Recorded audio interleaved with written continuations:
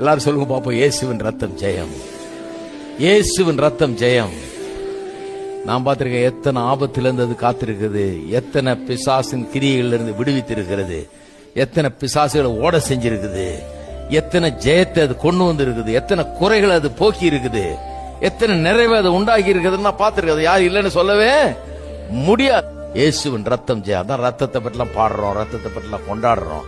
ஏன்னா அந்த ரத்தம் நம்முடைய பாவ மன்னிப்பு மட்டும் இல்ல, நம்ம தொடர்ந்து நடத்தி நம்மை கொண்டு போய் நம்ம பாதுகாத்து நமக்கு வேண்டிய எல்லாவற்றையும்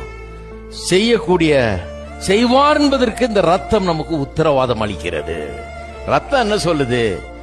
யூ ஆர் டிஃபரண்ட், நீ வித்தியாசமானவன், நீ ரத்தம் பூசப்பட்டவன், ரத்தம் தெளிக்கப்பட்டவன், உன்னை அழிஞ்சு போக விட மாட்டேன், உன்னை எவனும் மேற்கொள்ள விட மாட்டேன். உன்னுடைய எதிரிகள் ஒரு வழியா 7 வழியா ஓடி போவார்கள், எல்லாரும் கண்டு உன்னை கண்டு பயப்படுவார்கள் என்றாரு. ஏன்னா ரத்தம் தெளிக்கப்பட்டவர்கள்.